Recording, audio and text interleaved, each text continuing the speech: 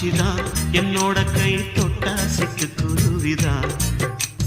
பட்டாத்து வாடுவது போல் நீயும் அந்த தொட்டா சிணுங்கி அல்லவா பட்டாம்பூச்சிதான்